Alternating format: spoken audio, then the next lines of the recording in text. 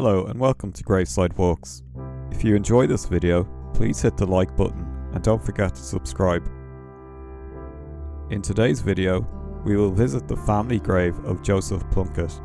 His remains are in Arbour Hill Cemetery for a brief glimpse into his life. Joseph was born at 26 Upper Fitzwilliam Street in Dublin in November 1887. Both of his parents came from a wealthy background, and his father, George Noble Plunkett, had been a papal count. He was also a barrister, art historian and nationalist. During his childhood, Joseph had chronically poor health and suffered with tuberculosis and frequent bouts of pleurisy and pneumonia, and so part of his youth was spent in the warmer climates of the Mediterranean and North Africa. Throughout his life, Joseph Plunkett took an active interest in Irish heritage and the Irish language. He also studied Esperanto. Plunkett was one of the founders of the Irish Esperanto Society in 1907. He joined the Gaelic League and began studying with Thomas MacDonagh, with whom he formed a lifelong friendship.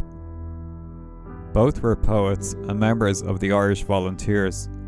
Plunkett joined the Irish Republican Brotherhood sometime in 1915 and was soon sent to Germany to meet Roger Casement, who was negotiating on behalf of the Irish government.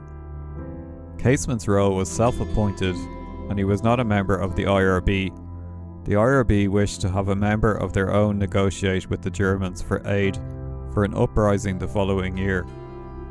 Casement, on the other hand, spent most of his energies recruiting Irish prisoners of war in Germany to form a brigade to fight instead for Ireland.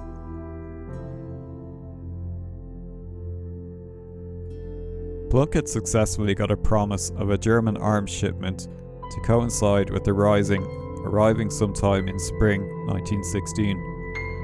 He was admitted into a small band of revolutionary conspirators headed by Clark and McDermott. He became the chief strategist in the planning for the rising, working with Patrick Pearse and Eamon Cant on expanding the plans to include the entire country and on devising the detail. In the summer of 1915, Joseph resided in Larkfield, a property purchased by his mother in Kimmage in Dublin and used as a weapons store, explosive factory and training base by the Volunteers and quarters for enlistees returning from overseas. He became engaged to Grace Gifford over the winter, who was an illustrator, caricaturist, and MacDonagh's sister-in-law, drawn to her by their deep mutual interest in the Catholic religion, to which she converted. Plunkett suffered a serious breakdown in his health and underwent surgery on his tubercular glands in his neck in the first week of April 1916. He convalesced in a nursing home on Mountjoy Square, but visited Larkfield during the day to attend to military council business. On Good Friday, the 21st of April, Plunkett moved to the Metropole Hotel, close by Dublin's General Post Office. He participated in the final pre-rising deliberations, attending MacNeill's countermand of the Volunteers' Easter Sunday manoeuvres.